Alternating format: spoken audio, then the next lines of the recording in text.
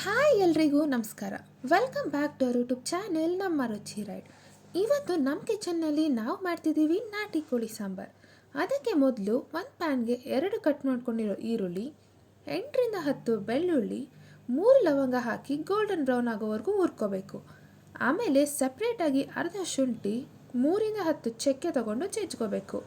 ಈಗ ಜಜ್ಕೊಂಡಿರೋದನ್ನು ಮಿಕ್ಸಿಗೆ ಹಾಕ್ಕೊಂಡು ಅದ್ರ ಜೊತೆ 1 ಟೊಮೆಟೊ, ಸ್ವಲ್ಪ ಕೊತ್ತಂಬರಿ, 2 ಸ್ಪೂನ್ ಖಾರದ ಪುಡಿ, 4 ಸ್ಪೂನ್ ಧನಿಯಾ ಪುಡಿ ಹಾಕಿ ಅದ್ರ ಜೊತೆ ಫ್ರೈ ಮಾಡ್ಕೊಂಡಿರೋ ಈರುಳ್ಳಿ, ಬೆಳ್ಳುಳ್ಳಿ, ಲವಂಗ ಹಾಕ್ಕೊಂಡು ರುಬ್ಕೋಬೇಕು. ಆಮೇಲೆ ಒಂದು ಕುಕ್ಕರಲ್ಲಿ 3ರಿಂದ 5 ಸ್ಪೂನ್ ಎಣ್ಣೆ, ಒಂದು ಚಿಕ್ಕದಾಗಿ ಕಟ್ ಮಾಡ್ಕೊಂಡಿರೋ ಈರುಳ್ಳಿ, ಸ್ವಲ್ಪ ಅರಿಶಿನ, ರುಚಿಗೆ ತಕ್ಕಷ್ಟು ಕಲ್ಲುಪ್ಪು, ನಾಟಿ ಕೋಳಿ ರುಬ್ಕೊಂಡು ಪೇಸ್ಟ್ ಮಾಡ್ಕೊಂಡಿರೋದನ್ನ ಹಾಕೋಬೇಕು. ಮತ್ತು ನಿಮಗೆ ಸಾಂಬಾರಿಗೆ ಎಷ್ಟು ನೀರು ಬೇಕೋ ಅಷ್ಟು ನೀರನ್ನ ಹಾಕ್ಕೊಳ್ಳಿ. ಅದನ್ನು ಸ್ವಲ್ಪ ಕುದಿಸಿ ಆಮೇಲೆ 3ರಿಂದ 4 ವಿಷಲ್ ಬರೋವರೆಗೂ ಬಿಡಿ.